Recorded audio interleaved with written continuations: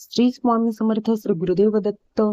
सगळ्यात पवित्र महिना म्हटलं तर श्रावण महिना, आणि हे आपल्या सगळ्यांना माहिती आहे की श्रावण महिना हा भोलेनाथाचा महिना, भोलेनाथांची सेवा करण्याचा, भोलेनाथासोबत एक रूप होण्याचा हा श्रावण महिना. या श्रावण महिन्यामध्ये आपण जमेल तेवढ्या सेवा करायच्या आहेत, व्रत करायचे आहेत, उपासना करायची आहे, ओम नम शिवाय, ओम नम शिवाय मंत्राचा जप करायचा आहे, आणि सोबतच ही काही कामे आपल्याला या श्रावण महिन्यामध्ये करायची आहेत.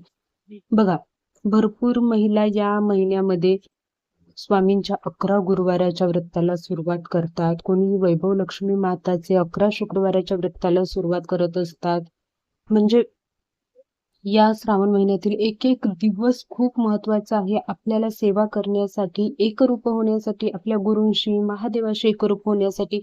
पण फक्त आपल्याला महादेवाची सेवा करायची आहे का, भोलेनाथाची सेवा करायची आहे का, फक्त गुरूंचीच सेवा करायची आहे का? नाही, आपल्याला या श्रावण महिन्यामध्ये अजून ही कामं देखील करायची आहेत, या सेवा देखील करायच्या आहेत. तर त्या कोणत्या आहेत बघा. आपल्याला ना श्रावण महिन्यामध्ये आपल्या कुलदैवताला विसरून चालायचं नाही. या श्रावण महिन्यामध्ये आपल्या कुलदेवीची सेवा झालीच पाहिजे, कुलदेवतेची सेवा झालीच पाहिजे. मग दुर्गा सप्तशतीचा पाठ, मल्हारी सप्तशतीचा पाठ आपल्याला करायचाच आहे या श्रावण महिन्यामध्ये. गणपती बाप्पाची देखील सेवा आपल्याला करायची आहे. दर मंगळवारी 21 दुर्वा गणपती बाप्पाला व्हायच्याच आहेत. खूप म्हणजे श्रावण महिन्यामध्ये केलेली सेवा ना आपल्याला खूप जास्त पटीने पुण्य देऊन जात असते. बघा, आपल्या आयुष्यामध्ये अडचणी कधी येतील, संकट कधी येतील आपण सांगू शकतो का? कोणीच सांगू शकत नाही की आपल्या आयुष्यामध्ये अडचणी, संकट कधी येतील, कधी नाही येणार. पण जेव्हा येतील ना, त्यावेळेस या ज्या सेवा केलेल्या आपण आहेत ना, त्याचं पुण्य आपल्याला त्यावेळेस कामाला येणार आहे. त्यातून बाहेर पडण्यासाठी या सेवेतून जे आपण पुण्य कमवणार आहोत ना, ते त्यावेळेस कामाला येणार आहे. त्याच्यामुळे या श्रावण महिन्यामधला ना एकही दिवस व्यर्थ न घालवता आपल्याला जमतील तेवढ्या सेवा करायच्या आहेत, व्रतवैकल्य करायचे आहे, सत्यनारायणाची पूजा करायची आहे. आणि अजून काय करायचं आहे तर बघा, देवाने आपल्याला कशासाठी बनवलंय, देवाने तुमच्याकडे जे काही दिले ना, त्यातील थोडा तरी भाग, अगदी 1% तरी गरिबाच्या मदतीला येईल अशी कामं आपल्याला करायची आहेत. जे शक्य होईल ते दान आपल्याला या श्रावण महिन्यामध्ये करायचं आहे.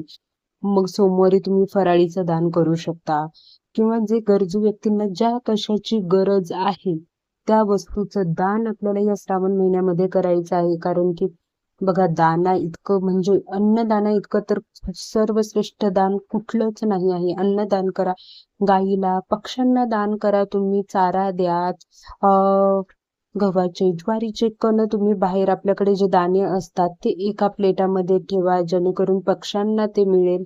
पाणी ठेवा पक्ष्यांसाठी. म्हणजे जे काही तुम्हाला शक्य होईल. आणि असं नाही फक्त श्रावण महिन्यामध्येच आपल्याला हे करायचं आहे, जेव्हा जमेल तेव्हा आपल्याला हे सगळं करायचं आहे.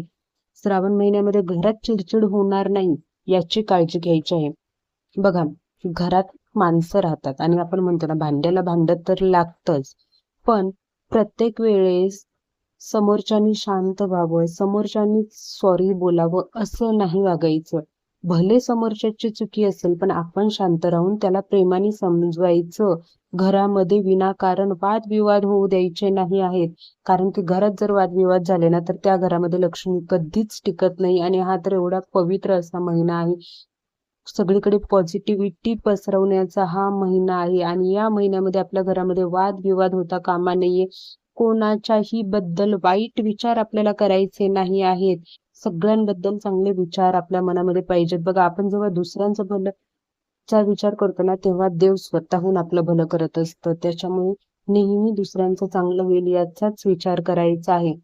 आणि देवाची पूजा, ते तर सांगायची काही गरजच नाही आहे, कारण की प्रत्येक भक्त देवाची पूजा करतोच.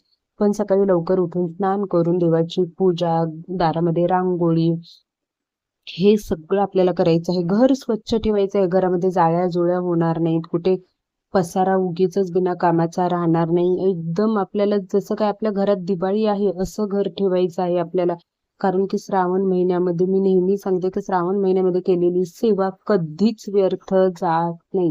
त्याच्यामुळे शक्य होईल तेवढ्या सेवा करा, दान करा, व्रत करा, उपासना करा. बघा, तुम्ही उपवास करा किंवा नका करू, त्यापेक्षा महत्वाचं आहे तुम्ही किती मनापासून सेवा करताय आणि किती मनापासून तुम्ही महादेवांचं स्मरण करताय, आपल्या गुरूंचं, कुलदेवतेचं, कुलदेवतीचं आपण स्मरण करतो ना, ते खूप जास्त महत्वाचं आहे. त्याच्यामुळे ना मनापासून सेवा करा आणि स्मरण करा. उपवास शक्य होत असेल तर करा. डॉक्टरांनी सल्ला दिला असेल की तुम्ही उपवास नाही करू शकत तरी चालेल, पण ओम नमः शिवाय, ओम नमः शिवाय या नामामध्येच आपला दिवस घालवा. रुद्राभिषेक करायला विसरू नका. श्रावण महिन्यामध्ये प्रत्येक सोमवारी रुद्राभिषेक करा आणि संकल्प करून जर का तुम्ही 21 दिवसाची रुद्राभिषेकाची सेवा केली ना, तर सोन्याहून पिवळ म्हणजे खूपच खूपच अत्यंत अत्यंत महत्वाची अशी सेवा, अत्यंत महादेवाला प्रिय असणारी ही सेवा तुम्हाला खूप जास्त पुण्य देऊन जाणार आहे. त्याच्यामुळे तुम्ही नक्की रुद्राभिषेकाची सेवा या श्रावण महिन्यामध्ये करा. व्हिडिओ आवडला असेल तर व्हिडिओला लाईक करा, कमेंट करा, शेअर करा. श्री स्वामी समर्थ, श्री गुरुदेव दत्त. ओम नमः शिवाय.